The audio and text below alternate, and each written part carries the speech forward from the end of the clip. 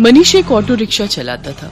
जब वो 15 साल का था तब उसके पिता का देहांत हो गया। इसी कारण मनीष को ही घर की जिम्मेदारी उठानी पड़ी और कॉलेज की पढ़ाई छोड़कर पिता की ऑटो चलाने का काम मनीष ने संभाल लिया। मनीष की बड़ी बहन सुलेखा की शादी में जो उसके पिता ने कर्जा लिया था, उसे उतारने के लिए मनीष ने अपना घर भी बेच दिया और माँ के साथ किराए के घर में रहने लगा।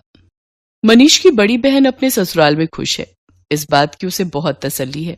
माँ, सुलेखा दीदी का मेरे मोबाइल पर फोन आया है, तुम बात कर लो, फिर मैं ऑटो लेकर काम पर निकलता हूँ। हेलो सुलेखा दीदी, ये लो माँ से बात करो। हाँ बेटी, अपना ध्यान रखा कर, खूब खाया पिया कर, इससे बच्चे की सेहत पर अच्छा असर होगा। अब बस यही इच्छा है कि जल्दी से मैं नानी बन जाऊं और मनीष मामा। हाँ वो तो है, अब मामी कहलवाने वाली बस आ जाए तो मैं सुकून से तीर्थ यात्रा पर निकल जाऊंगी। नहीं नहीं, अपने नाती पोतों को खिलाकर ही तीर्थ यात्रा पर जाऊंगी। माँ, बस मनीष के लिए अच्छी सी लड़की ढूंढ लो जो घर संभाल ले। माँ, मुझे देर हो रही है, बाद में बात कर लेना। अच्छा सुलेखा, मैं तेरे से बाद में बात करती हूँ, मनीष को देर हो रही है। मनीष ऑटो लेकर काम पर निकलता है। उसे पहले ही बहुत देर हो चुकी थी, पर रास्ते में जाम भी बहुत था। वो सवारी का इंतजार कर रहा था, तभी उसका एक साथी जो उसकी तरह ऑटो चलाता था, वो किसी लड़की से झगड़ रहा था। अरे देखिए मैडम, ऐसा थोड़ी होता है? जब आपने मुझे यहाँ छोड़ने के लिए पैसे तय किए हैं तो चुपचाप मेरे पैसे दे दो ना। भैया, मैंने आपको बोला ना, मेरा पर्स रास्ते में कहीं गिर गया। मेरा मोबाइल फोन भी उसी में है और सारे पैसे भी। मेरा पर्स कहीं नहीं मिला। मैं तुम्हें बोल रही हूँ ना, मुझे अपना नंबर दे दो, मैं तुम्हारे नंबर पर पैसे भेज दूंगी। अभी मुझे देर हो रही है, मुझे सामने होटल में एक फंक्शन में पहुंचना है। क्या हुआ निरंजन, लड़ क्यों रहे हो सुबह सुबह? अरे देखना यार, सुबह सुबह पहली सवारी मिली और वो भी मुझे पैसे देने के लिए मना कर रही है। इन मैडम का पर्स कहीं खो गया है और मुझसे कह रही है कि पैसे बाद में देंगी। अरे ऐसा थोड़ी होता है भाई। कोई बात नहीं निरंजन, कभी कभी किसी की परेशानी को भी समझना चाहिए। एक काम कर, तेरे कितने पैसे बने? मैं दे देता हूँ, ये मैडम मुझे बाद में दे देंगी। मनीष निरंजन को ऑटो के 200 रुपए दे देता है। थैंक यू सो मच, मेरा नाम अर्चना है। आप मुझे अपना नंबर दे दो, मैं आपके नंबर पर ऑनलाइन पेमेंट भेज दूंगी। बाकी अगर मुझे देर ना होती तो मैं आपको अभी पैसे दे देती। अब कोई बात नहीं मैम, ये लीजिए मेरा नंबर। अर्चना नाम की वो लड़की मनीष का मोबाइल नंबर ले लेती है और अगले दिन मनीष के मोबाइल पर पैसे ट्रांसफर कर देती है। आपके पैसे मैंने अकाउंट में भेज दिए हैं, आप चेक कर लीजिए। और कल के लिए एक बार फिर से थैंक यू, आपने अनजान होकर भी मेरी मदद की। अर्चना और मनीष बात करने लगते हैं। अर्चना को मनीष से बात करना बहुत अच्छा लग रहा था। उसके बाद एक दो बार अर्चना की मुलाकात मार्केट में मनीष से हो ही जाती है। धीरे धीरे दोनों दोस्त बन जाते हैं। मनीष को पता चलता है कि अर्चना एक बहुत ही अमीर खानदान की लड़की है, तो वो उसे समझाता है। अर्चना, तुम बहुत ही अमीर खानदान की लड़की हो, तुम में और मेरे में जमीन आसमान का फर्क है। मैं एक मामूली ऑटो रिक्शा चलाने वाला गरीब लड़का हूँ। तुम्हारा और मेरा यूं दोस्ती रखना ठीक नहीं है, प्लीज तुम मुझसे मत मिलो। तुम ना मिलने की बात कर रहे हो, पर आज तो मैं तुम्हें अपने प्यार का इजहार करने आई थी। मैं तुम्हें बहुत पसंद करती हूँ मनीष। मैं अपनी आगे आने वाली पूरी लाइफ तुम्हारे साथ मिलकर जीना चाहती हूँ। कहते कहते अर्चना फूट फूट कर रोने लगती है और मनीष उसे गले लगा लेता है। अर्चना अपने मम्मी पापा से इस बारे में बात करती है और जबरदस्ती मनीष से शादी करने के लिए मना लेती है। इधर मनीष भी अपनी माँ और बहन से इस बारे में बात करता है और एक शुभ मुहूर्त में दोनों की शादी हो जाती है। अर्चना का स्वभाव बहुत अच्छा था। उसे इस बात से कोई फर्क नहीं पड़ता था कि उसकी ससुराल गरीब है, ना ही उसने कभी इस बात की कोई शिकायत की। अर्चना, तुम मेरे साथ शादी करके खुश तो हो ना? हाँ मनीष, मैंने तुम्हें दिल से प्यार किया है। मैं तुम्हारे साथ बहुत खुश हूँ। माँ जी, सुलेखा दीदी सब मुझे कितना प्यार करते हैं। मुझे तो महसूस ही नहीं हुआ कि मैं अपना घर छोड़कर आई हूँ। तभी अर्चना की सास भी आ जाती है। जीती रहो बहू, हम बहुत भाग्यशाली हैं कि इस घर को तुम्हारे जैसी बहू मिली। अर्चना भाभी, ये देखो, मैं आपके लिए नई साड़ी लाई हूँ। आज आप शाम को कीर्तन में यही पहनना। सुलेखा दीदी, ये साड़ी तो बहुत सुंदर है, ठीक है, पर एक शर्त पर। आज आप मुझे खुद तैयार करोगे, प्रॉमिस? अर्चना की बातें सुनकर सुलेखा की आंखों में आंसू आ जाते हैं। उसने कभी सोचा ही नहीं था कि उसे इतनी प्यारी भाभी से इतना प्यार और सम्मान मिलेगा। सचमुच कुछ ही दिनों में अर्चना ने सबके दिल में एक अलग जगह बना ली। अब तो अर्चना के बिना कोई भी नहीं रहता था। सुलेखा के बेटा पैदा होता है। इधर अर्चना भी गर्भवती हो जाती है। अर्चना के मां बनने के बारे में जब उसके मम्मी पापा को पता चलता है तो वो उसे मिलने के लिए उसके ससुराल आते हैं, पर अर्चना का घर देखकर दोनों ही मुंह बनाने लगते हैं। अर्चना, तुम अपने मम्मी पापा के पास बैठो, रसोई से चाय और नाश्ता मैं ले आती हूँ। क्या बात है अर्चना, तुम इस हालत में भी घर के काम खुद ही करती हो? तुम्हारे घर में कोई नौकर चाकर नहीं है क्या? कैसी बातें करती हो ललिता तुम जानती भी हो तुम्हारी बेटी किस घर में ब्याही है। यहाँ 2 वक्त की रोटी खाने के लिए भी सोचना पड़ता है। एक टाइम की सब्जी दूसरे टाइम खाते होंगे ये भला क्या नौकर चाकर रखेंगे? नहीं पापा, ऐसी कोई बात नहीं है। माँ जी और मनीष ने तो मुझे कई बार कहा है कि मैं घर में कोई काम वाली रख लूं, पर पूरा दिन मैं घर पर होती हूँ, मेरा भी मन नहीं लगता, और फिर मैं तो कुछ भी नहीं करती, सारा काम माँ जी ही करती है, मुझे उठने ही नहीं देती। ये लीजिए चाय। अर्चना, तुम्हें ये समोसे बहुत पसंद है ना? मैं ये भी हलवाई से खरीद लाई हूँ, अपने मम्मी पापा को भी दो। नहीं, मैं ऑयली फूड कम खाती हूँ। और अर्चना, तुम भी ये सब मत खाया करो, तुम्हें इस टाइम में जूस फ्रूट्स ये सब लेना चाहिए। बहन जी, आप तो समझदार हैं, ये समोसे वगैरह ये सब बहुत नुकसानदायक है। मम्मी, आप मेरी टेंशन मत लो, माँ जी मेरा पूरा ख्याल रखती है। वो मुझे समय पर जूस फ्रूट दूध दही सब्जियां और सब कुछ खाने के लिए देती है। तभी अर्चना की ननद सुलेखा भी आ जाती है।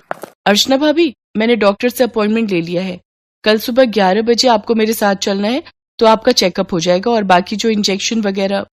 सुलेखा, तुम्हारा कौन से हॉस्पिटल में बच्चा हुआ था जिस डॉक्टर के बारे में तुम बात कर रही हो? जी, वो बड़े बाजार में जो हॉस्पिटल है जहां डॉक्टर नेहा बैठती हैं, वो सस्ता बेकार सा हॉस्पिटल। अर्चना, तुम उस हॉस्पिटल में चेकअप के लिए जाओगी? तुम्हारा दिमाग तो ठीक है। अर्चना, तुम एक मामूली से हॉस्पिटल में चेकअप के लिए जाओगी? तुम चिंता मत करो, इन लोगों के पास अगर तुम्हारे इलाज के लिए पैसे नहीं है तो क्या हुआ, मैं तुम्हारे लिए इस शहर के सबसे बड़े नामी हॉस्पिटल में आज ही बात कर लेता हूं। और तुम अभी के अभी अपना सामान पैक करो और हमारे साथ चलो। किसके घर? आपके घर पापा? मैं अभी अपना घर छोड़कर कहीं नहीं जा सकती। मुझे डॉक्टर नेहा, जो कि एक बहुत बड़ी और समझदार डॉक्टर है, उन्होंने सुलेखा दीदी की नॉर्मल डिलीवरी की है। उन्होंने मुझे पूरा रेस्ट करने के लिए बोला है। और शायद आपने ठीक से सुना नहीं, मुझे कल सुलेखा दीदी के साथ डॉक्टर के पास जाना है। आप थोड़ी देर और बैठेंगे या जा रहे हैं? क्योंकि अभी ना मनीष आने वाले हैं। वो शहर में एक नया रेस्टोरेंट खुला है, वहां पर मेरी फेवरेट आइसक्रीम मिलती है, तो आज मेरा वो खाने का प्लान है, तो हम सब डिनर के लिए जाने वाले हैं। अर्चना का ऐसा कोई प्लान नहीं था, ये उसकी सास और सुलेखा जानते थे, पर अर्चना अपने मम्मी पापा को एहसास दिलाना चाहती थी कि उसके ससुराल वालों का और अपमान ना ही करे तो उनके लिए बेहतर है। अर्चना के मम्मी पापा लज्जित हो जाते हैं और कुछ देर बाद वहां से चले जाते हैं। अर्चना की सास और ननद दोनों की आंखों में खुशी के आंसू थे। अर्चना अपनी सास और ननद के गले से लग जाती है। ये कहानी है सुभद्रा की। सुभद्रा गांव में रहती है और उसका बेटा अखिल शहर में। वो वहां एक मल्टीनेशनल कंपनी में जॉब करता है। सुभद्रा का बेटा अखिल अचानक से शहर से उससे मिलने गांव आया था। बेटे को देखकर वो बहुत खुश हुई और फिर से वही शिकायतें उसकी शुरू हो गई जो हर माँ की होती हैं। कैसी शक्ल बनाकर रखी है तूने, कितना दुबला हो गया रे तू। अरे खाना पीना ठीक से खाता नहीं है क्या? बहुत काम करवाते हैं क्या ऑफिस वाले? अरे माँ, कहाँ दुबला हुआ हूँ, वैसा ही तो हूँ। पता नहीं यार माँ की आंख ऐसी क्यों होती है, उसे अपना बच्चा दुबला ही दिखता है। तुझसे तो बोलना ही बेकार है। सुन, तू हाथ मुंह धो ले, मैं तेरे लिए आलू के पराठे बनाकर लाती हूँ। सुभद्रा रसोई में जाने लगी तो अखिल ने अपनी माँ का हाथ पकड़कर उसे सोफे पर बिठा लिया और कहा, अरे माँ ये सब छोड़, मुझे तुमसे कुछ बहुत जरूरी बात करनी है। ये सुनकर सुभद्रा की आंखों में चमक आ गई और उसने खुश होकर उससे पूछा, क्या बात करनी है बेटा? शादी के बारे में? तू तैयार है? रुक, मैं तुझे कुछ दिखाती हूँ। सुभद्रा ने सोफे के पास रखे टेबल से कुछ लिफाफे निकाले और उससे लड़कियों की तस्वीर निकालकर अखिल को दिखाने लगी। बोल, कौन सी है तुझे पसंद? अखिल ने उन तस्वीरों को बेमन से देखा और माँ से कहा, माँ मुझे इनमें से कोई भी पसंद नहीं है। क्या बोल रहा है तू? सारी इतनी सुंदर हैं, पढ़ी लिखी भी हैं। तब अखिल ने अपनी माँ से जो बात कही उसे सुनकर उनके चेहरे पर चमक आ गई। अरे सच, तूने लड़की पसंद कर ली है? अरे कौन है वो? क्या नाम है उसका? कहाँ की है? अरे माँ, एक साथ इतने सारे सवाल। ये कहकर अखिल ने अपना मोबाइल निकाला और उसकी गैलरी से आकांक्षा की तस्वीर निकाल कर दिखाई। उसे देखकर सुभद्रा बहुत खुश हुई। वाह, कितनी सुंदर है मेरी बहू। मैं बहुत खुश हूँ बेटा, बहुत खुश। अखिल और आकांक्षा की शादी हो गई। जब वो पहली बार उसे लेकर घर आया तो सुभद्रा द्वार पर उसकी आरती उतार रही थी, तो आकांक्षा को ये सब पसंद नहीं आ रहा था। आकांक्षा शहर में रहने वाली मॉडर्न ख्यालों की लड़की थी। उसने सुभद्रा से कहा, क्या मम्मी जी, अब ये सब कौन करता है? अरे क्यों नहीं करता, सभी करते हैं। लक्ष्मी हो तुम मेरे घर की, और लक्ष्मी का स्वागत तो ऐसे ही किया जाता है। सुभद्रा की बातों को सुनकर आकांक्षा ने अपना मुंह बना लिया। अखिल चाहता था कि आकांक्षा थोड़े दिन माँ के साथ रहे, क्योंकि उसकी कंपनी वाले उसे देश से बाहर भेजने वाले थे। आकांक्षा ने भी कभी गांव देखा नहीं था, इसलिए उसने अखिल की बात टाली भी नहीं। ठीक है बाबा, लेकिन जल्दी आ जाना, मैं यहाँ अकेले बोर हो जाऊंगी। अखिल शहर चला गया। एक दिन की बात है, सुबह का समय था। आकांक्षा अपने कमरे में सोई हुई थी। सुभद्रा घंटी बजाते हुए पूजा कर रही थी। घंटी की आवाज से आकांक्षा डिस्टर्ब हो रही थी। वो गुस्से में बाहर आई और सुभद्रा से कहा, क्या मम्मी जी, सुबह सुबह इतना शोर क्यों कर रही हैं आप? ऐसा नहीं कहते बहू, मैं पूजा कर रही हूँ और अब तो सुबह के 7 बज गए। 7 बज गए तो मैं क्या करूँ? मुझे आप जैसे गवारों की तरह जल्दी उठने की आदत नहीं है। चलिए अब बंद करिए ये सब और मुझे सोने दीजिए। सुभद्रा को अपनी बहू की बात बहुत बुरी लगी, लेकिन वो चुप रह गई और खुद को ही दोष देने लगी। मेरी ही गलती है। अरे वो शहर की है, वहाँ लोग देर से सोते हैं, देर से जागते हैं। मुझे इस बात का ख्याल रखना चाहिए। आकांक्षा ज्यादातर समय या सोकर बिताती या अपने दोस्तों से बात करके। वो सुभद्रा की कोई मदद नहीं करती। एक दिन वो फोन पर बातें कर रही थी और सुभद्रा अपने बैल को चारा दे रही थी, तो अचानक उसका बैल जोर से रंभाने लगा। अरे क्या हो गया, क्यों गुस्सा कर रहे है तू? मैं आ तो गई खाना देने। हाँ ठीक है, मैंने आज थोड़ी देर कर दी। अरे क्या करती, मेरे घुटनों में जोरों का दर्द जो था, बूढ़ी हो गई हूं ना मैं। उधर फोन पर बातें करती आकांक्षा की दोस्त ने बैल के रंभाने की आवाज सुनी तो उसने कहा, अरे क्या बात है आकांक्षा, तबेले में है क्या तू? ये पीछे से कैसी आवाज आ रही है? अरे गांव है ना ये, यहाँ तो गाय भैंस की आवाज आएगी ना, कोई डीजे तो बजेगा नहीं। अच्छा सुन, मैं तुझसे थोड़ी देर में बात करती हूँ। आकांक्षा ने फोन काटा और सीधे सुभद्रा के पास पहुंची। क्या मम्मी जी, आप लोगों को जरा भी तमीज नहीं है क्या? अरे मैं फोन पर बातें कर रही हूँ और आपका ये बैल शोर कर रहा है। अरे मेरी बेइज्जती होती है दोस्तों के सामने, आपको बड़ा मजा आता है ना मुझे तंग करने में। ये तुम कैसी बातें कर रही हो बहू, मैं भला तुम्हें क्यों तंग करूंगी? और जहां तक बात रही इसके रंभाने की, तो इसे भूख लगी थी। अब ये बेचारा हमारी तरह खाना तो मांग नहीं सकता, जानवर है ना। ये जानवर है, आप तो नहीं। कान खोलकर सुन लीजिए, जब मैं अपने दोस्तों से बात करूं तो इसे बाहर ले जाइए, नहीं तो मैं ये घर छोड़कर चली जाऊंगी। अरे नरक बना दिया है मेरा जीवन आप लोगों ने। सुप्रिया फिर से खामोश रह गई। एक दिन जब वो गोबर से घर का आंगन लीप रही थी तो आकांक्षा फिर से नाक बंद करके तमतमाती हुई बाहर आई और गुस्से में सुप्रिया से कहा, क्या है मम्मी जी, ये क्या है? पूरे घर में आपने बदबू फैला दी है। बहू गोबर है ये, पता है कितना पवित्र होता है, घर में कीटाणुओं को प्रवेश नहीं करने देता ये। अरे क्यों मेरे पीछे पड़ी हैं आप?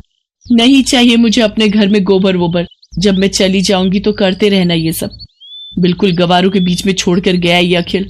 कंपनी वालों ने 2 महीने की ट्रेनिंग और बढ़ा दी उसकी। 2 महीने इस गांव को और झेलना पड़ेगा मुझे। सुप्रिया आकांक्षा की किसी बात का बुरा नहीं मानती, वो उसे बहुत प्यार करती थी। एक दिन की बात है, सुप्रिया ने आकांक्षा से कहा, बहू आज कुछ लोग तुम्हें देखने के लिए आ रहे हैं। वो क्या है ना कि ये लोग शादी में नहीं आ पाए थे। मुझे देखने? अरे मैं क्या कोई नुमाइश की चीज हूँ जो मुझे देखने आ रहे हैं? सुनिए, उन लोगों को मना कर दीजिए, मुझे किसी से नहीं मिलना। आकांक्षा बार बार सुप्रिया का अपमान करती और बार बार उसे जली कटी सुनाती, लेकिन सुप्रिया अपनी बहू को कुछ नहीं कहती। उसे हमेशा यही लगता कि बहू शहर की है, वहां के तौर तरीके अलग होते हैं, उसे वो बदल नहीं सकती। एक बार की बात है, सुप्रिया कुछ दिनों से बहुत बीमार थी। उसका बुखार उतरने का नाम ही नहीं ले रहा था, लेकिन आकांक्षा को इन सब बातों से कोई फर्क नहीं पड़ता था।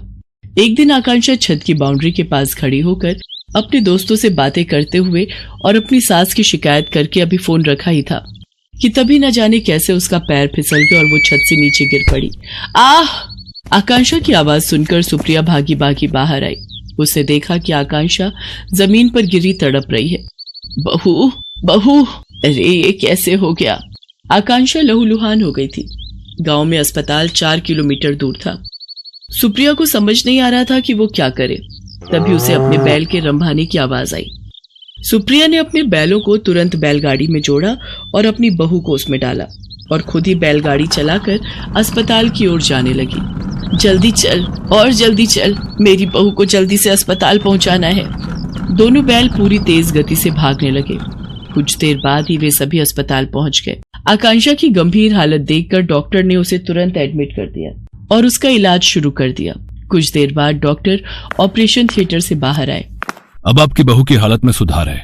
अगर आपने उसे लाने में जरा भी देर की होती तो कुछ भी हो सकता था। जब तक आकांक्षा अस्पताल में रही, सुप्रिया न रात को सोती न दिन को। वो सारा समय उसके सिरहाने बैठी रही, उसकी किसी भी जरूरत को तुरंत पूरा करती। आकांक्षा को पता लग गया था कि सुप्रिया किन परिस्थितियों में और कैसे उसे अस्पताल लेकर आई थी। उसे अपनी हर पुरानी बात आज याद आ रही थी और उसे पश्चाताप हो रहा था। माँ जी, मुझे माफ कर दीजिए। मैंने आपके साथ कितना बुरा किया, क्या नहीं कहा आपको, लेकिन आपने मेरी जान बचाने के लिए क्या कुछ नहीं किया। मेरी गलतियों के लिए माफ कर दीजिए। अरे कोई गलती नहीं की तूने, तू ठीक हो गई बहू, बस मेरे लिए यही सबसे बड़ी बात है। तभी आकांक्षा को बैल के रंभाने की आवाज आई। वो उस आवाज को सुनी रही थी। तभी, पता है तू यहाँ बीमार है तो मेरे दोनों बैलों ने भी खाना पीना छोड़ दिया है। वो अस्पताल के बाहर ही खड़े रहते हैं। सच कहूँ तो वो ना होते तो पता नहीं मैं तुम्हें कैसे अस्पताल लेकर आती। सुप्रिया की बातों को सुनकर आकांक्षा की आंखों से झरझर कर आंसू निकलने लगे। वो बाहर निकली और बैलों को गले लगाकर उनसे भी माफी मांगी। आकांक्षा बदल गई थी। उसे गांव अच्छा लगने लगा था और सुप्रिया में तो उसकी जान बसने लगी थी।